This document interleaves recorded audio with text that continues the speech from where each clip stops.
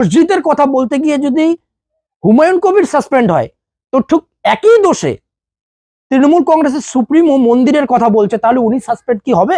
গত কয়েকদিন থেকে পশ্চিমবঙ্গের রাজনীতিতে একটি সব থেকে চর্চার বিষয় হলো হুমায়ুন কবিরের মুর্শিদাবাদের বেলডাঙ্গায় বাবরি মসজিদ তৈরি করা নিয়ে যে রাজনৈতিক একটা চরম উতরাই শুরু হয়েছে সেটা।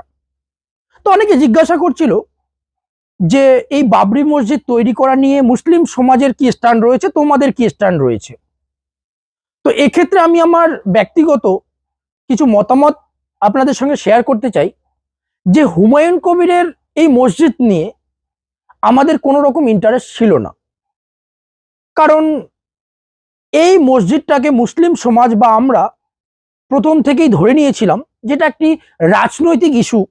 তাই আমরা আমাদের ধর্মটাকে রাজনীতির সঙ্গে কখনোই মেশাতে চাই না, বা আমরা সেটাকে সমর্থনও করি না যে ধর্মকে রাজনীতির সঙ্গে মেশানো হোক। আর যে সমস্ত রাজনৈতিক দল এভাবে ধর্ম রাজনীতি একসঙ্গে মেশায়, তাদেরকেও কিন্তু আমরা পছন্দ করি না বা গ্রহণ করি না। কিন্তু পরবর্তী সময় দেখা গেল যে হুমায়ুন কবির একজন বর্তমানেও তৃণমূল কংগ্রেসের এমএলএ, এবং উনি কি করলো যে মুর্শিদাবাদে যেহেতু বাবরি মসজিদ তৈরি করার ইচ্ছা প্রকাশ করলো, বা উনি পুরো শিডিউলও দিয়ে দিয়েছে যে কবে শিলান্যাস হবে কি হবে। তারপরে কিছু উদ্ভট প্রকৃতির মানুষ সেই মসজিদ তৈরি করা নিয়ে বিভিন্ন রকম মতামত পরিবেশন করা শুরু করলো। এর মধ্যে এক ফকির, যিনি হুমায়ুন কবিরের মাথার মূল্য পর্যন্ত 1 কোটি টাকা ধার্য করে দিল। তা আমি সেই ফকিরকে বলতে চাই যে তোমার প্রথমে তো তদন্ত করা উচিত যে তোমার ওই 1 কোটি টাকা আসলো কোথা থেকে, তোমার পরিবারের বা তোমার কোনো সামনে পিছনে মারানোর কোনো ব্যবসা আছে কিনা সেটা নিয়েও একটু তদন্ত হওয়া উচিত, বা ওনাকে কাস্টাডিতে নেওয়া উচিত ছিল। কিন্তু সেই সমস্ত কিছু হয়নি। এরপরে একের পর এক এক একজন এক এক রকম মতামত পরিবেশন করছিল। কিন্তু পরিষ্কার কথা যে এই মসজিদ নিয়ে কিন্তু আমাদের কোনো রকম ইন্টারেস্ট ছিল না, কারণ মসজিদটা হলেও মুসলিম সমাজের কিছু না, আর না হলেও মুসলিম সমাজের কিছু যায় আসে না।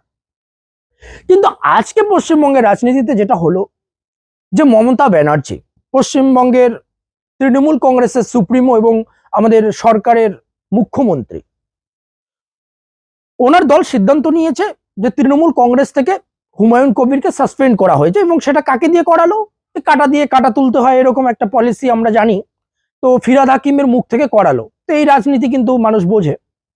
তো এই জায়গায় হুমায়ুন কবিরকে যদি তৃণমূল কংগ্রেস মসজিদ করা নিয়ে বা এই রকম কিছু মন্তব্য বা ধার্মিক মন্তব্য, উস্কানিমূলক মন্তব্যের কারণে যদি দল থেকে সাসপেন্ড করে, তো এই জায়গায় কিন্তু একটা জিনিস আমাদের ভাবনার বিষয় রয়েছে যে আজকের দিনে আমরা কিছু প্রমাণ বা আমরা কিছু উদাহরণ দেখছি যে তৃণমূল কংগ্রেস সবসময় আমাদেরকে বলে যে তোমরা বিজেপির সাম্প্রদায়িক রাজনীতিতে পা দিও না, বা সাম্প্রদায়িক উস্কানিতে পা দিও না, সেই পথে যেও না।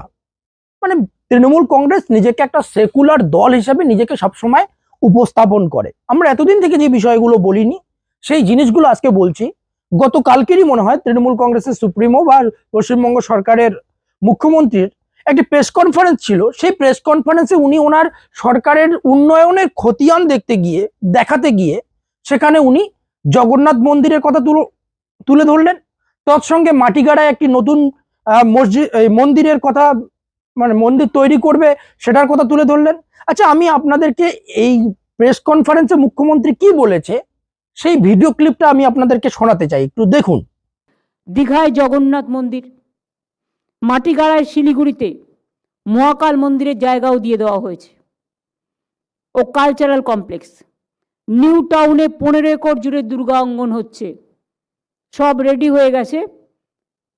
ডিসেম্বর মাসেই আমরা এটা উদ্বোধন করে দেবো, কাজ শুরু করে দেবো, টেন্ডার ফাইনাল হয়ে গেছে।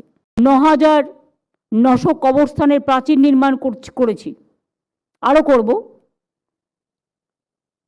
সংখ্যালঘু ভাই বোনদের জন্য যেমন ইমাম মুয়াজ্জিনরা আমাদের জন্য কাজ করে, হজযাত্রীদের জন্য যাওয়া সমস্ত সাহায্য আমরা করি।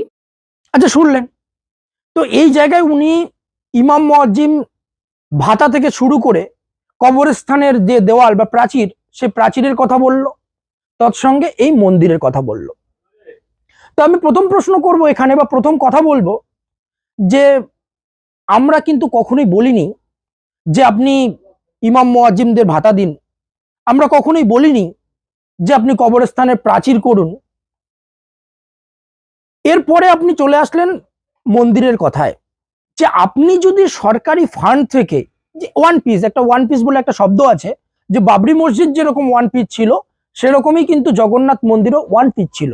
সেই জগন্নাথ মন্দির আপনি সরকারি টাকায়, সেটা ট্রাস্ট করে কি করে হয়ে হোক, সরকারি টাকায় পশ্চিমবঙ্গে করলেন এবং মাটিগাড়ায় মন্দিরের কথা আবার বললেন, আবার কোনো একটা জায়গায় একটা মন্দিরের কথা বললেন।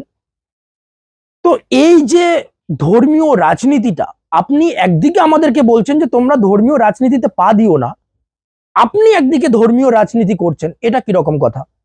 এই জায়গায় কিন্তু আজকে সোশ্যাল মিডিয়া সব থেকে একটা পোস্ট ভাইরাল হচ্ছে, যে মসজিদের কথা বলতে গিয়ে যদি হুমায়ুন কবির সাসপেন্ড হয়, তো ঠিক একই দোষে তৃণমূল কংগ্রেসের সুপ্রিমো মন্দিরের কথা বলছে, তাহলে উনি সাসপেন্ড কি হবে?